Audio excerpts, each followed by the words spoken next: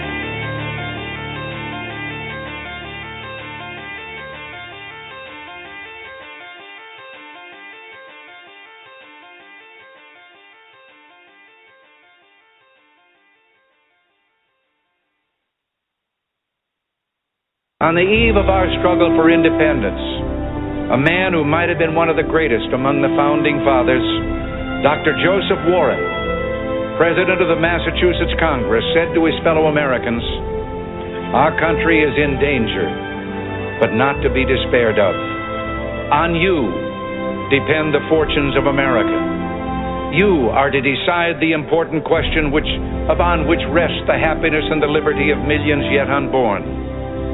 Act worthy of yourselves."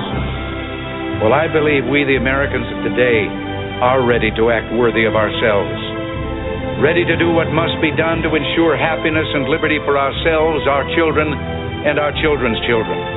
From time to time, we've been tempted to believe that society has become too complex to be managed by self-rule, that government by an elite group is superior to government for, by, and of the people.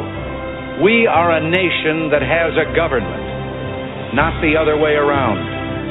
And this makes us special among the nations of the earth.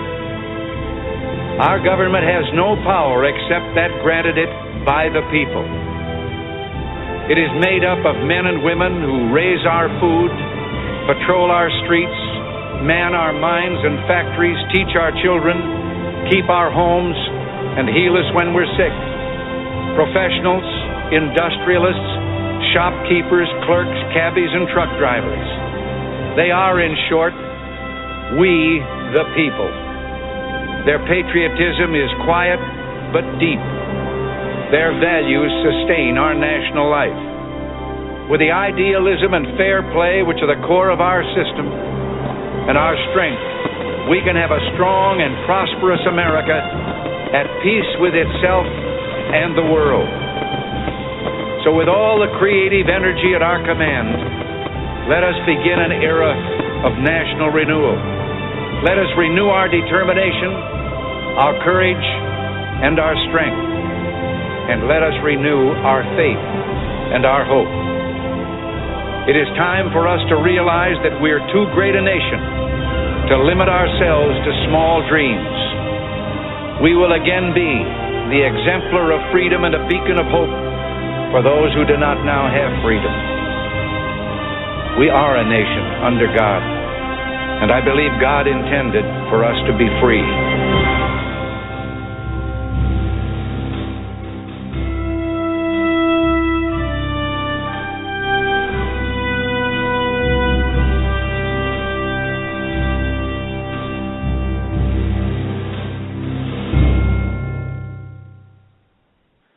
And good evening, America. It is Tuesday, December the 22nd, 2015, and you are listening to High Plains Pundit Radio on the High Plains Talk Radio Network, shrmedia.com, Spreaker, and a whole host of other networks. And, of course, I am the host, Dan Butcher. I'm also the editor-in-chief of High Plains Pundit. Make sure you check out our website at hppundit.com. Well, folks, we've got a really good show for you tonight. Of course, I'm going to be joined by my co-host, Glenn Atkinson, here in a couple of minutes. And tonight we're going to be discussing the presidential candidates. We're going to discuss the candidates on both sides of the aisle, both the Republicans and the Democrats. Of course, the big question of the night, actually, there's two questions of the night. Number one, do any of the remaining Republican candidates even stand a chance of stealing the nomination from Donald Trump? At this point, I am ready to concede that the GOP nomination is Donald Trump's to lose. Now, folks, I will still admit, in some aspects, I am not a Donald Trump fan. He's got a lot of flaws, but he's got a lot of good points. But I am fully convinced at this point, as we head into Iowa and New Hampshire, and then all the rest of the state primaries in March of 2016, that the nomination is Donald Trump's to lose at this point.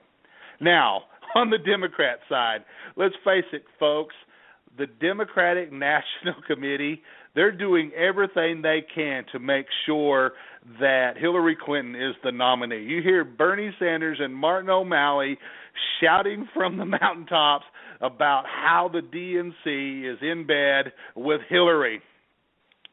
So the question is, can Bernie Sanders or Martin O'Malley? I would say Martin O'Malley is a moot point, but it's really between Hillary and Bernie Sanders. Does Bernie Sanders have any hopes of dethroning the queen, the anointed one, Hillary Clinton, from being the Democratic nominee in 2016? And thus, to begin the conversation tonight, I welcome my co-host, Glenn Atkinson. Glenn, how you doing tonight, buddy? Hey, Dan. Doing great. How are you doing? Hello, America. Oh, you know what, Glenn? We got a lot of interesting things to talk about tonight. And it's whenever I have this discussion, it's hard to fit it into an hour, but we're going to do our best. I want to start off tonight, and I want to discuss this because this is a very important. This is actually a very important story that was released tonight, and this seriously affects the GOP nomination race. And this has to do with the Fox Business Network earlier this evening announced the criteria for its January 14th Republican debate. And according to calculations by Politico, you can take those for what they're worth, but I'll be honest, Politico is usually pretty close on a lot of this stuff. Only 6 candidates are likely to qualify for the main stage. Now, to make the cut, Fox Business said a candidate must place in the top 6 nationally or place in the top 5 in Iowa or New Hampshire. All polling data would be based on the 5 most recent polls recognized by Fox News. To qualify for the undercard debate, a candidate must register at least 1% in any of the 5 most recent national polls. Now, if you're going to go by that criteria, here is what the debates will look like on January the 14th. Let's start with the little kiddie table. You know, what we'll call the warm-up act. That would be in that debate. It would be Kentucky Senator Rand Paul, Ohio Governor John Kasich. It would also include former Arkansas Governor Mike Huckabee and former Pennsylvania Senator Rick Santorum. Of course, in the main event, it would be the Donald. It would be Ted Cruz, Marco Rubio, Dr. Ben Carson, the Jebster, and of course, Krispy Kreme Chris Christie from New Jersey. Now, you know, Glenn, let's start it off tonight, man. And you can correct me if I'm wrong. If you've got a difference of opinion, do you feel like the rest of us are starting to feel that the GOP nomination is Donald Trump's to lose? I have to agree. I mean, he's held the lead since for the last 6 months. So, you know, for the most part, in every poll, except for just as of recently with Ted Cruz now, in Iowa and a couple from there. But you know, I also think that, you know, for the kiddie table, the underscore, the undercard, with 1%, that means I better get my act together. I just need 1%.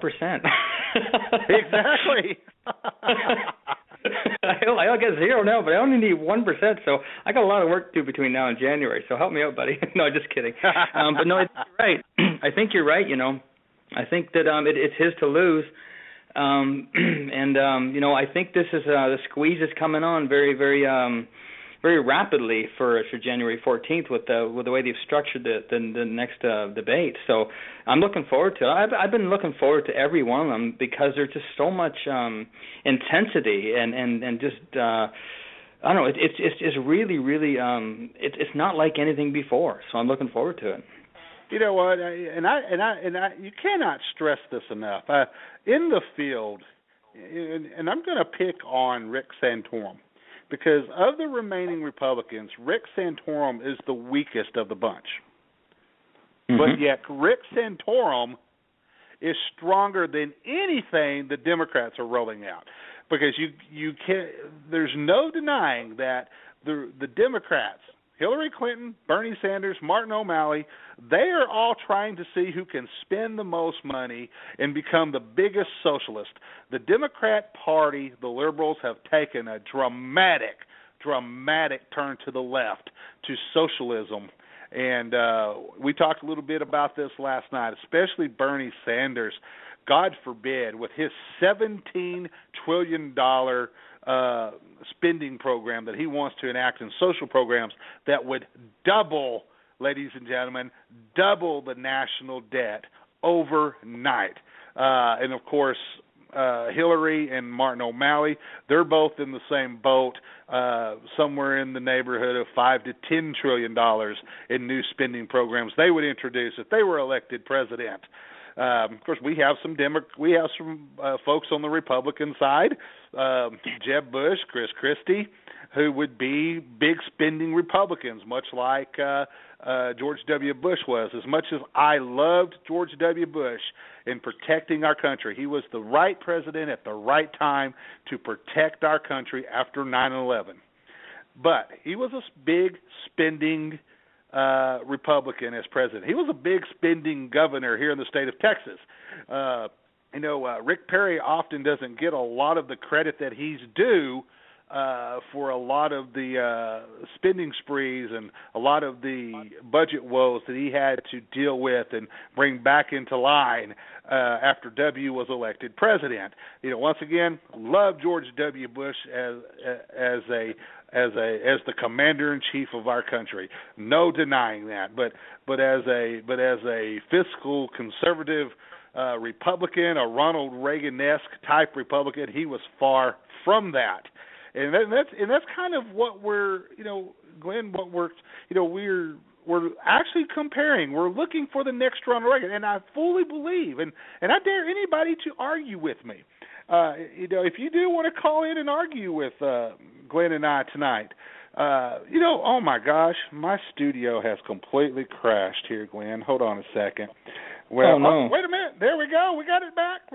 All right. Oh, wait a minute. No. Well, you know what? We'll come back to the number here in a minute, but I'm going to turn this over to you real quick, and then I'll give you my opinion. Looking at the current Republican candidates, and I tell people that I see a lot of conservatives standing up for Trump. If you're standing up for Donald Trump and you're a conservative, he is the furthest from being a conservative, ladies and gentlemen. But he does resonate with a lot of the conservative values on a lot of issues. But as the type of spending president, fiscal president that he will be, I think he would be far from a Ronald Reagan type conservative president. But he would certainly be far better than the massive spending spree we're looking at with another Democrat president, a socialist president. Let's call it what it really is. So, Glenn, I'm going to start with you. Going through the field and looking at, quite honestly, there's only one person in the field that I think fits the mold of a Ronald Reagan type president. And I'm going to ask you your opinion. if you look at the Republicans, is there a candidate there that you think fits the mode of Ronald Reagan? Well, that is to me like a two-part kind of a question. The reason why is because you brought up about the conservative and Donald Trump and what people are, there a lot of conservatives are on Donald Trump's side, and you beg to differ as far as him being a conservative. Something happened yesterday that kind of raised both my eyebrows. Even more than they were with this whole 6 months of everything that's been going on with Donald Trump. So I want to hit this first before I go into the kind of like the second part of the question that kind of delves into it more. You and I both were actually on Annie Ubelis's show about a month or 6 weeks ago, I guess. And the name Phyllis Schlafly she was in there with us.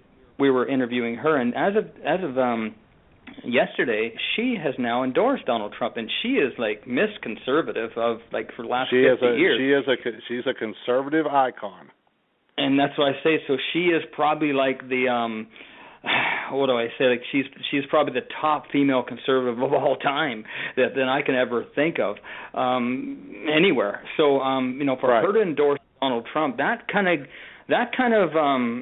puts a lot of weight on the side of conservative. What she's seeing as Donald Trump as being more of a conservative than what he's been getting some credit for. So that kind of raised my eyebrow. So I had to throw that in there because I have utmost respect for Phyllis Schlafly. I mean, she is just, like you said, an icon. She's incredible. Anybody don't know who she is, please do some research. You'll see a long arm of awards.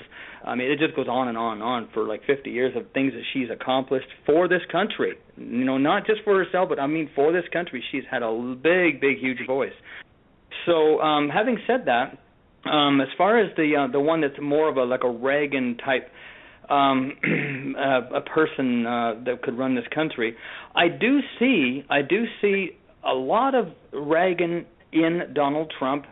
In a lot of ways, than more people can maybe associate with or whatever, connect it with. But I do see a Ted Cruz also being more of a Ronald Reagan type person. So I'm looking at both of them two people that I think that, and keeping in mind, folks, back when Reagan, what was it like, back in 1980 or 81 actually when he took over, for the 8 years he was doing, as a president. He was in the 70s, and the things that he accomplished back then, and I think we're in a worse situation going from a Jimmy Carter to a Reagan than now with Obama going into whomever it may be, whether it be a Trump or a Cruz or whomever else. I think it's similar, but I think it's worse now than it was back then, a lot worse in a lot of different ways. Because there was immigration back then, and there was just so much Iran stuff and all these we have ISIS and we have a lot bigger mess with Obama than we did with Jimmy Carter, which is saying a heck of a lot when you look at the worst president. When Jimmy Carter can hand it over to Obama as being the worst president, that's saying something. If you were around back in the 70s when Jimmy Carter did his mess, as I was. Anyways, so I look at that and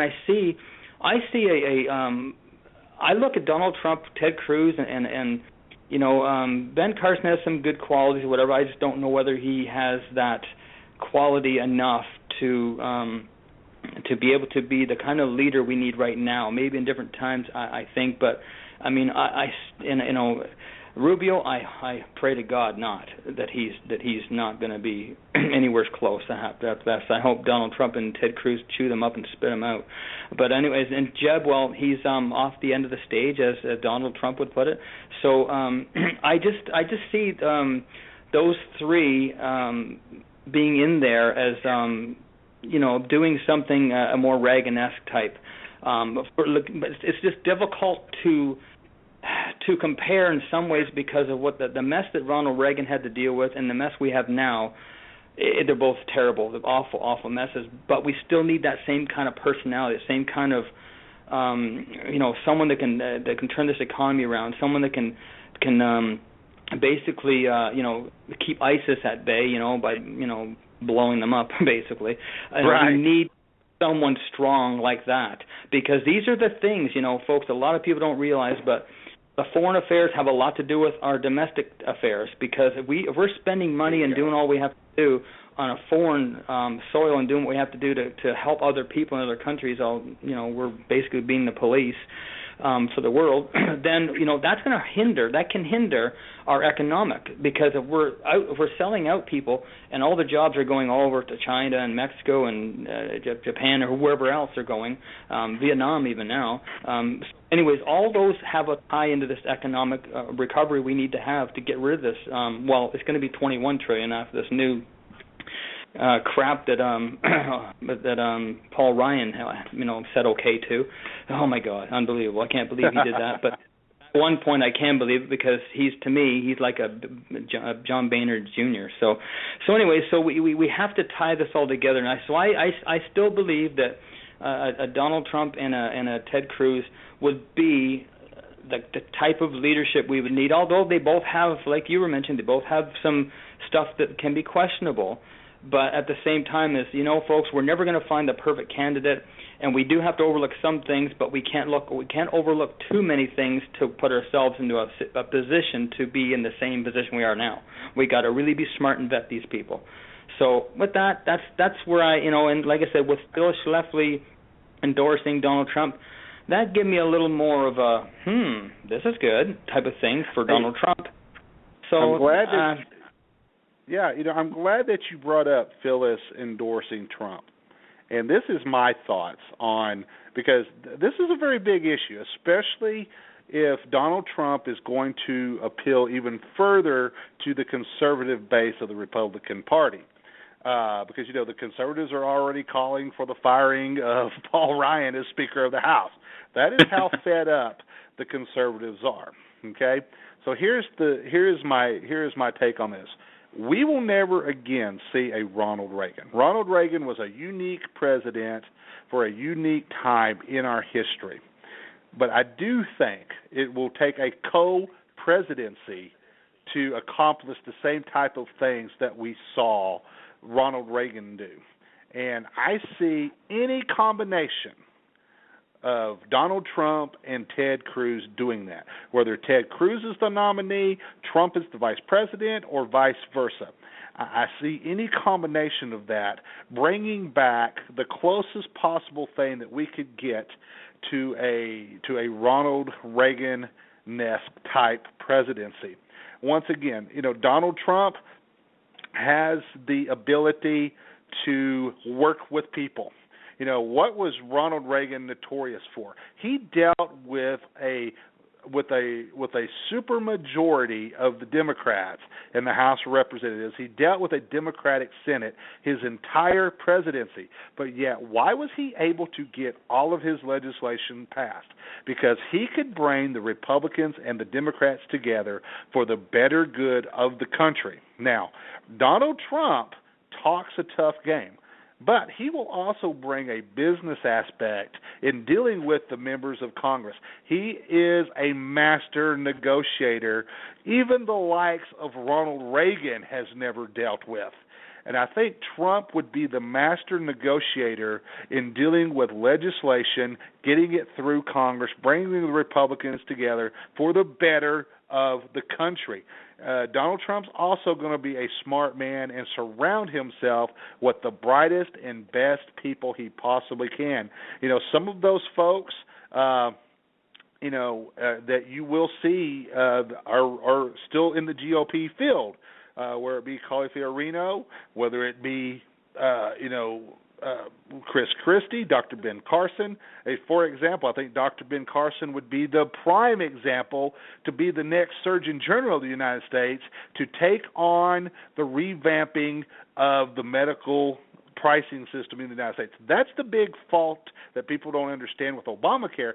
It dealt with rising insurance costs. It did not deal with rising medical costs, but Obamacare faltered even there because insurance premiums have continued to rise as well as medical costs. The underlying factor was to deal with selling insurance across state lines, tort reform, bringing prices under control, that type of stuff. increasing competition, good old capitalism in the medical field. And I think Dr. Carson be the prime person for that. Senator Ted Cruz, there is not anybody that knows the United States Constitution, the rights of Americans, any better. And then you are seeing other folks that have a lot of foreign policy. Mike Huckabee, very underrated, would make a great White House chief of staff or chief presidential advisor. That would be Mike Huckabee's role. He is very knowledgeable of what is happening in this country. If you listen to him speak, he is up on everything. He's very underrated, and he doesn't get his just due sometimes.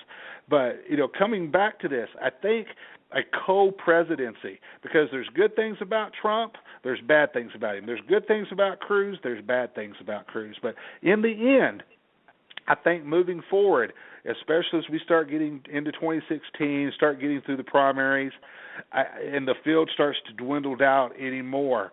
There's Jeb Bush. There's no way, in my opinion, that he challenges Donald Trump. Dr. Ben Carson, nice guy, doesn't have the experience. He's going to make make a great secretary of something. But I think if Trump is smart, he'll make him the Surgeon General. Chris Christie brings a lot of stuff to the table. He's not going to challenge Trump for the nomination. Rand Paul, he's not going to. Kasich needs to stay. Kasich, you and I were talking off the air about Kasich, and here is the deal with Kasich: Kasich is still in this race for one reason and one reason only. It's because he is trying to position himself to have a little bit more at play within the Republican Party, or maybe a cabinet post. Because here's the thing, ladies and gentlemen, and I will tell you right now, and you mark my words, the Republican Party does not carry does not carry Ohio without Governor Kasich's help. They don't carry Ohio. The Republicans don't take Ohio. They do not win the presidency. That is how important Kasich is going to be heading into the convention and in a possible administration. They have to have Kasich, and he knows it. Oh yeah.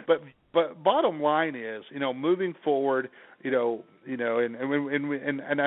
I do apologize. We neglected to, and the reason I did not mention Califiorino earlier in the debate was merely for the fact that she is polling so low at 0.5%.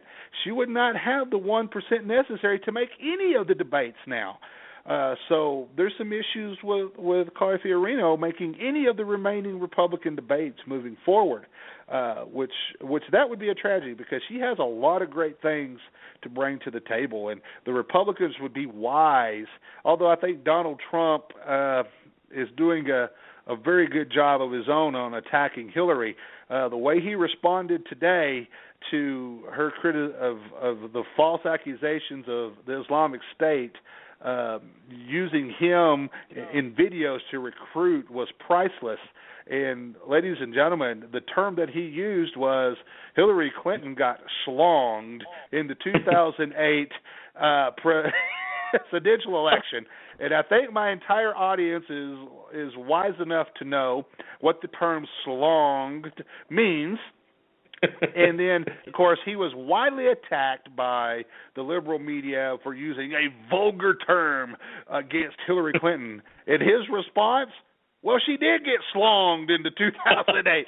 He doesn't care, and the reason he's resonating, and this is why I don't think the only serious contender that Donald Trump is going to have moving forward is Ted Cruz. He is the only serious contender, I think, moving forward.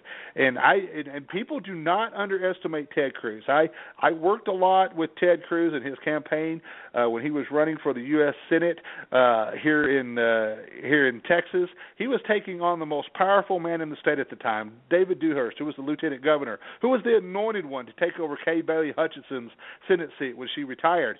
He took down the most powerful man politically in the state of Texas and defeated him with a grassroots campaign, the exact same kind of campaign that he's running now.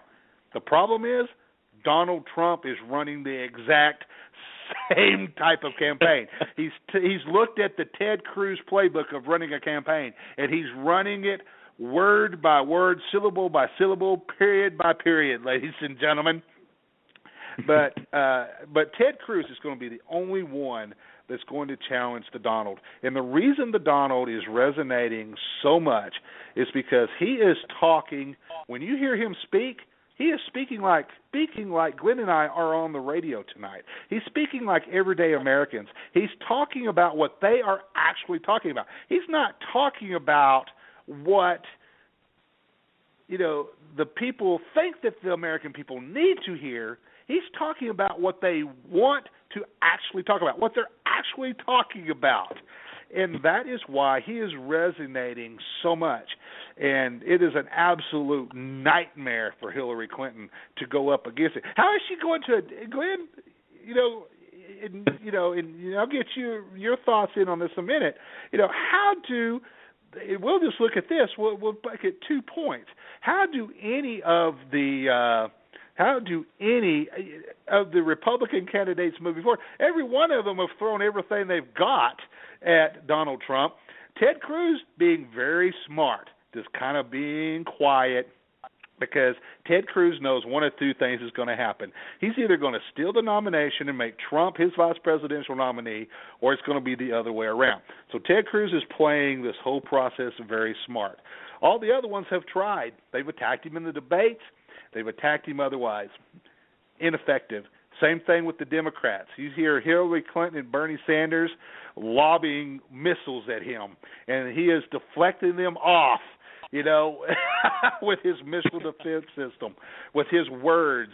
He brushes them off and continues moving forward. Every time they attack him, he gains 5 more points in the polls. So he's got that Teflon. He's got that armor. What could Hillary Clinton possibly say about Donald Trump? He's a wide open book. Everything is there. His divorce, his children, his business activities, his bankruptcies, everything is there. Everybody knows everything about him. But yet, what does Hillary Clinton have? Benghazi, emails, her husband's affairs, her own affairs, the Clinton Foundation scandal. Where is all that money really going? The Republicans, very smart if they play this right, come together, pick the strongest nominee, put the strongest ticket together, and build the foundation for an administration. There's nothing the Democrats can throw at the Republicans, Glenn. Well, I'm going to give people a visual of, and I do this. You'll get to know me. I'm like a Donald Trump, and I said this to Roger Stone and a few other people in person. I said, I'm like Donald Trump. I just don't have his money or his fame, but I'm like Donald Trump. But I'm going to tell you, this is basically what I believe is a picture you guys will never get out of your head when I'm done with you. It's like all these other all these other people that that have thrown things at Donald Trump. Here's what this is to me, folks. It's like walking into a convenience store, and back when you're a kid or whatever, and you get those little little bag of goodies, for 10 cents, and you got this little bag. So inside this bag is a bunch of junk, the junk food. Okay, so that's what they've thrown at him. It's a bunch of little junk, and he's thrown back a bigger junk on them, because they don't have much on him. But yet he has this much on them, so he's always a retaliator. But here's the bigger picture you're going to get in your mind with Hillary Clinton. So he's got this little bag with these other people. He's been throwing little bits at them. Here's Hillary though. When he gets to should he take the primary, or should he take the nominee, which I believe it's his to lose too. Here's the picture though. He's got this great big laundry bag. Huge laundry bag. No, not Santa Claus. He's got this big laundry bag, and it's full of dirty laundry. And I mean, it's so dirty and everything. And he's going to dump it on front of her. He's going to say, "Okay, how are you going to clean this up? No soap in this world's going to clean this up, Hillary." That's what he's going to throw at her, and it's going to be a long laundry list of stuff that she won't know what's hitting her, because it'll be coming from all directions. And I don't even think she's strong enough to have stamina to even get through that kind of debate, let alone to even become a president. So she's squashed as far as I'm concerned. Well, here's the thing with Donald Trump. Donald Trump is the only time in the debates that he responds to somebody challenging him is if they directly challenge him. He gives a short response, blows it off, and he goes immediately back to addressing Hillary Clinton. That is a very, very smart move on his part. You see Ted Cruz doing the same thing. Now, although Ted Cruz had a back and forth with Rubio during the last debate, Ted Cruz continues to stay focused on the American dream, Hillary Clinton, because they're smart enough to know that unless something major happens, Hillary's going to be the DNC nominee. So she's going to be the Democratic nominee. So Donald Trump, once again, open book. What is there? There's nothing. There's nothing. Absolutely nothing they can throw at him. All of his successes, all of his failures, everything is there. Same thing for Ted Cruz. Everything is there. Successes, failures, everything is there for everyone to see. And so, bottom line is, as we move forward in tonight's discussion is, when you're looking at all of the remaining candidates, all the Republicans, whether it be, and I'm just going to go down real trick once again, Donald Trump, the nomination is his to lose. I think at this point, the vice presidential slot is Ted Cruz's to lose, is where we're standing right now. Marco Rubio, a non-factor. He needs to go back and actually start showing up and doing some votes in the U.S. Senate, or he's going to run the risk of losing his U.S. Senate seat as well. Dr. Ben Carson will have a cabinet post in a Republican administration, and I do see him quite possibly being the Surgeon General. Jeb Bush, go home, retire. We don't need any more Bushes or Clintons in the White House. End of discussion. Now, I'm going to throw this out for a lot of people, and this is going to be controversial. Chris Christie. There are two people that I see Donald Trump making the Attorney General in his administration. And I think the number one choice would be Chris Christie. I think Chris Christie will be his number one choice to be the Attorney General. The other name being floated around to be Attorney General, Trey Gowdy.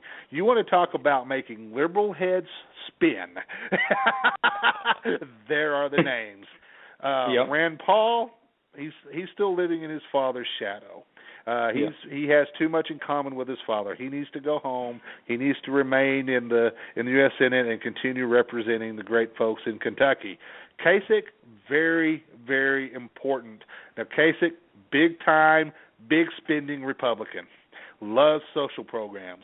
But here is the thing: the Republicans cannot win the White House without John Kasich in carrying the state of Ohio.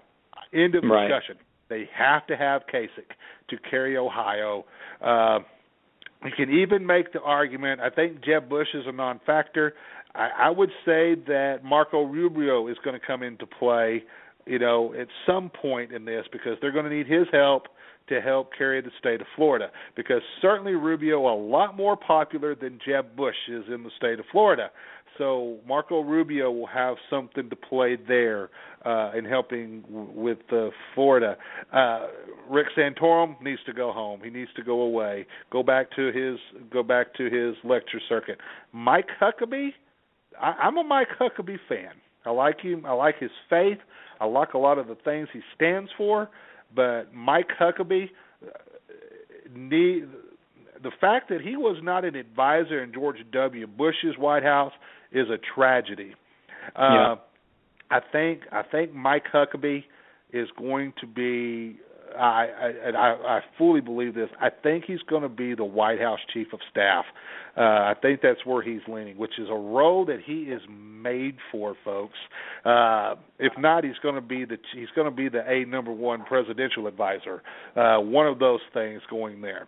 So going forward with that, but that's kind of where I think and where we're starting to see the Republicans play out as we start to narrow out the field. And in Glenn, it's going to start to narrow out very, very quickly, because we've got Iowa and New Hampshire coming up in February, the 1st of February, the rest of the states in March. By the middle of March, we're going to know who folks, 90 days. Stop and think about that. 90 days away, this big, massive Republican field is going to be narrowed down. I think we are going to know who the nominee is at that point by just 90 short days. So anyway, if you're hearing the doorbell ringing, it is because somebody is actually ringing my doorbell at my house. I do apologize for that, folks. Anyway, moving forward, Glenn, go ahead. I know you got some thoughts. Yeah, I was just going to say, you touched on a couple of key points here that I think is very, very, very amazing, actually. With Mike Huckabee, a lot of people have to understand that. From my recollection, I believe he's the one that really, I tend to think he was single-handedly, he turned that blue state of Arkansas into red, but by himself. Exactly. He did a lot of amazing things there with that. So, I think he does deserve to be, like I say, chief of staff. I think he's earned at least that much, and and you're right. I think with the last Bush, he should have been on, in the cabinet there for sure. I think he earned that. But now with Florida, you mentioned about that, because Jeb Bush is pretty much a non-factor right now, they're going to have someone being Marco Rubio as a senator there, which that's his to lose too, as being a senator, because he's not showing up the votes. But I think myself that another person I'm going to throw out here that I think that might be could even be a good Secretary of State or something is Alan West, and he's from Florida, and he lost that with his he lost that there from arguably, I don't know, voter fraud or something or whatever. I don't know exactly whatever, but anyways, he lost that. But I think he's an amazing person that came out of Florida. But isn't he not now in Texas? Yes, actually, Alan West has moved to the great state of Texas. Yes. He lives here in Texas. He's the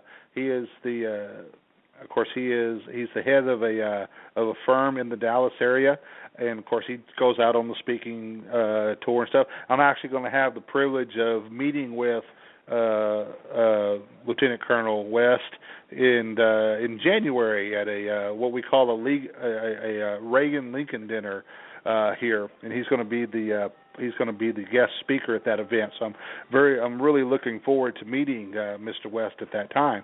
But that is a good point. I think the Republicans, they need to go. The bench is very deep, not just with the folks that are actually running for president, but the ones kind of that have a lot of power on the sidelines. I'll tell people right now that Rick Perry here from the state of Texas, he draws a lot of donors. He raises a lot of money for the Republican Party.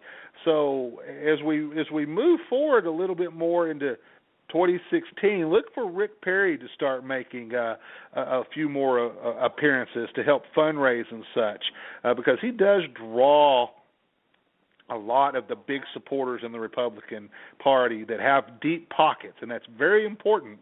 And I want to stress something to you. If you want to talk about the difference between the Republicans and the Democrats, the Republicans are currently running a $20 million surplus. Think about that, ladies and gentlemen. Number one, none of the, with the exception of Scott Walker is the only candidate that ran into a little bit of debt, but the Republicans are helping pay off his campaign finance debt. Now, but none of the Republican candidates are in debt with their campaigns. They all have surpluses. They're not having to borrow money. Even Jeb Bush, even though he had to, what did you see Jeb Bush do? Of all things, he reorganized his campaign to make the money be spent better. He actually showed some fiscal responsibility there by doing that. That's what you have to do sometimes when you have to tighten the belt a little bit with money. But the Republican Party is running a $20 million surplus for its 2016 presidential election. They're completely debt free. They've got the convention paid for. The Democrats are tens of millions of dollars in the hole. They're in the red, folks. They're having to borrow money, beg and plead for money to pay for their convention. They're actually wanting to reverse a law that was passed under Barack Obama where we no longer use the presidential fund to help fund campaigns, conventions stuff. They want to reverse that so they can tap into that money because they're dead broke. That's an oxymoron for what's happening in our country today, folks, with the Democrats in charge. You've seen that in Congress. You've seen that in liberal utopias such as Detroit, Chicago, the state of Illinois, Los Angeles, the state of California. Take your pick. Los Angeles, take your pick about what you've seen in the total destruction in liberal utopias controlled by Democrats where they have completely destroyed once great cities such as Detroit with massive spending programs that are not affordable, folks. And that moves us to the Democrats. And, obviously. Doesn't fall far from the tree, does it? Oh, my gosh.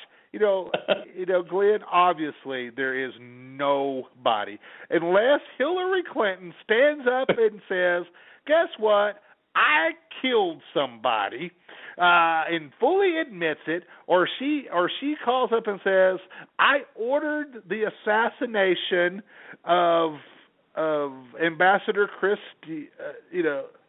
Stevens. There's no way. Yes, I knew all of these emails were classified, but hey, who cares? What's it matter? Unless she actually says something like that, well, she's not going to. People underestimate Hillary. Hillary and the Clintons and Clinton Inc., very formidable. I mean, look at how she's covered up all of Bill's affairs over the years. Look how she's covered up her own affairs. We have questions as to whether she's having an affair with Anthony Weiner's wife right now. Boy, wouldn't that be something right there? Sure. Can you imagine Bill Clinton and Anthony Weiner in the Oval Office at the same time? Oh, my goodness, ladies and gentlemen. The jokes would never stop on this. Of course, they don't stop on this program anyway about old Weenie Boy and Bubba. But that's a whole other issue. But Hillary Clinton, Bernie Sanders gets nowhere near the White House. Martin O'Malley, why is he still hanging around? Here's the ultimate thing with Martin O'Malley. He's standing on a street corner playing a guitar the other day, asking for campaign donations. That was a publicity stunt, but still, how iconic is that visual about his campaign? But Bernie Sanders, he's not even vying for a vice presidential slot in this case, because I tell everybody right now that Julian Castro, it will be. There's no question about it. No ifs, ands, or buts. Julian Castro is the vice presidential nominee on the Democratic side. No questions, no buts about it. And how dangerous is that? Joaquin Castro and Julian Castro's mother was one of the founding members of one of the most militant leftist organizations that we see in this country today, known as La Raza. That is how dangerous the Castro brothers from Texas, Joaquin and Julian, are more dangerous than the Castro brothers that are ruling Cuba right now. And I say that not tongue-in-cheek, folks. It is the truth. That is how serious this election is, and why we have to vet our candidates and get the correct ticket, get the correct team from the Republicans to retake the White House. That is that important. You're looking at 3 to 4 Supreme Court nominees during the next presidential administration. That's how important this election is. Do you want Hillary Clinton picking the next 3 to 4 Supreme Court nominees? Folks, dangerous for our country. Very, very dangerous. That's how important this election is. And that is why I think it comes down. Once again, there's nobody on the Democrat side, unless I will tell you now, unless Hillary Clinton, for some mysterious reason, you know what? I think even if she was to pass away from natural causes, they would still run her as the presidential nominee in 2016 on the Democrat side. I think it is more important for them. They've already elected the first African-American president, so the next glass ceiling is to elect the next woman president / possibly, bisexual president, depending on who you talk to and who your sources are concerning Hillary and Huma's relationship. But bottom line is, that is why I think that a ticket such as Donald Trump, Ted Cruz, going up against Hillary Clinton and Julian Castro is so important, because on one side, you're going to hear nothing but socialism, communism, spin. You're going to hear nothing but the state. You're going to hear nothing about, but we need to centralize everything for the better of the good, for the better. Everyone will be assimilated. You are all now Borg, that type of line. Hillary kind of looks like, she's been assimilated by the Borg sometimes. But anyway, but other than being tongue in cheek, it is that serious, ladies and gentlemen. And I think the ticket that the Republicans really need to be wise about and need to seriously start talking about and getting behind, I think we need to start coming together at this point and start supporting Donald Trump, start throwing more support Ted Cruz's way, because, folks, I think Trump and Cruz are the ticket that will defeat Hillary Clinton and Julian Castro, Glenn. No doubt at all. That's exactly what I believe there. That's the 1-2 punch that has to happen in so many levels, like you're saying about Supreme Court and everything. I mean, for it's unbelievable the impact that would have in cleaning up this mess that has been going on for, seems like 70 years, not 7. Unbelievable. Yeah, exactly. Well, folks, I need to check my phone lines here real quick, see if anybody has raised their hand. Nobody's raised their hand. Once again, if you'd like to call in during the last, you believe we've got 8 minutes left in the show? Wow. Time flies when you're having fun and you're bashing Democrats and rhino Republicans.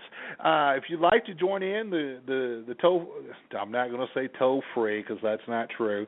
It's area code 516-666-9908. Once again, it's area code 516-666-9908. And yes, I have had some people accuse me of being a disciple of the devil because of my call-in number, having the number 666 in it. Get over it, folks. Some jokes at my expense there. There's 4 in a row. They're not just 3. Exactly. Well, Glenn, to kind of sum up the conversation tonight once again is that it just amazes me, and that it continues to, and I know it continues to just dumbfound everybody on the left. It's astonishing to everyone in the liberal media. Those of us in the conservative media that had not warmed up to Trump before, but are now starting to get on the bandwagon, we're starting to see what the guy is about and why it is that he continues to remain on top of the GOP polls at this point. The man, you can't stress this enough. The man is he's doing something that every other candidate in this election is not doing. That includes, Hillary Clinton is running her entire campaign saying, "I'm an American. I'm just like you." That could be the furthest from the truth.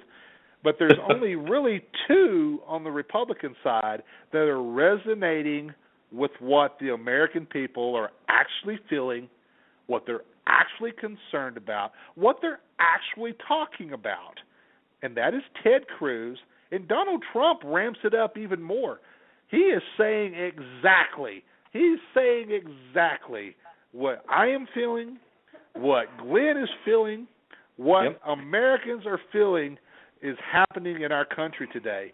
Donald Trump, of all the candidates out there, is fed up. He is tired of the BS. He has had enough. And I hear a lot of people say, well, you know what? They say that T-Rump is he's only in it for himself. He's in it for because he's an egomaniac. There's a big difference between Donald Trump and a true egomaniac such as the current occupant of the White House, Barack Obama. What is Barack Obama doing right now at this very moment while we're trying to deal with the Islamic State, while other countries are meeting to come together to deal with terrorism around the world? He's on the freaking golf course again, ladies and gentlemen. You cannot stress this enough. But Donald Trump, he is fed up. He truly believes in American exceptionalism. He truly believes in the greatness of America. He just truly believes that America is that shining star on a hill that everybody wants to come to be. He believes in the American dream. Donald Trump is the American dream, ladies and gentlemen. Well, he inherited all of his money. Well, you know what? Who cares? He inherited $100 million from his father and turned it into trillions of dollars, ladies and gentlemen. How more of the American dream can you get to that? A success story. He's got his faults. Hey, you know what? We all have our faults. We all have our issues. We all have our good points. We all have our bad points. But the thing with Donald Trump, it's an open book. Everything is there to see, ladies and gentlemen, and that is why he's resonating so well with the American people and continues to do so. And here's the thing. You're talking about Donald Trump, who's not a true conservative, folks, but he is resonating. His message is resonating with conservative values because he does have some of the same values. This was something that Mitt Romney tried to tap into but failed to do so. And that is what caused Mitt Romney not to be elected president and to lose to Barack Obama in 2012, is he could not tap into that. Donald Trump has tapped into that. He has found that secret formula to bring all of the Republicans, the libertarians, what you would call the establishment, the conservatives, bring them all together. And here's the thing that scares the Democrats the most, is that Donald Trump is able to steal the independent youth away from the Democrats. He's able to steal the younger voters who are kind of on the fence away from the Democrats. He is the only candidate that can steal supporters from Bernie Sanders, of all things, ladies and gentlemen. That is Donald Trump. And that is where he is like Ronald Reagan. Ronald Reagan was able to bring all Americans together, whether they were black, white, Hispanic, Asian. It did not matter. If they were poor, rich, did not matter. He was able to bring Republicans, Democrats, conservatives, liberals together, bring them together for the better of America.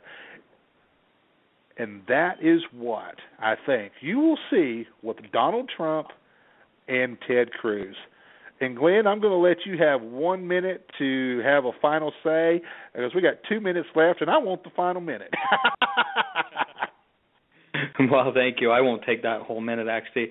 I agree with everything you just said there. You know, I really do believe that my at this point in time, I think that having 4 years of Donald Trump and handing the reins over to Ted Cruz for the next 8 sounds great to me. Get him grooming for 4 years, and he'll be 50 by the time he gets to office in 45 down the road. I think that would be awesome, and I think this country will pull right out of this debt and pull right out of everything. I think we can turn it all around with that combination.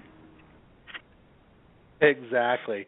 Well, Glenn, we have come to the end of tonight's show. Ladies and gentlemen, another wonderful program. It's been an absolute pleasure to be with you tonight, and of course with my great co-host Glenn Atkinson. Folks, we are going to be off for the rest of the week. Of course, you know the show is airing Mondays, Tuesdays, Thursdays, and Fridays. We actually take Wednesdays off because I consider that family time, and so that's why you see us on Monday, Tuesdays, Thursdays, and Fridays. Well, we have a wonderful holiday coming up called Christmas, where we celebrate the birth of our Lord and Savior. And so on Thursday and Friday, we will be off. You will have replays of the show, but we will be back with you again this coming up Monday. And so we're really looking forward to it. Glenn, man, my friend, I wish you a very Merry Christmas and a Happy New Year, and I also wish all of our listeners a very Merry Christmas and a Happy New Year as well, Glenn. Yes, Merry Christmas to you and your family, Dan, and Merry Christmas, and God bless you all, America. You bet. Well, folks, once again, you've been listening to High Plains Pundit Radio on the High Plains Talk Radio Network, SHR Media, and Spreaker. Folks, we will be back again with you same time, same place next Monday. You'll have a replay on Thursday and Friday. Merry Christmas, everyone, and God bless.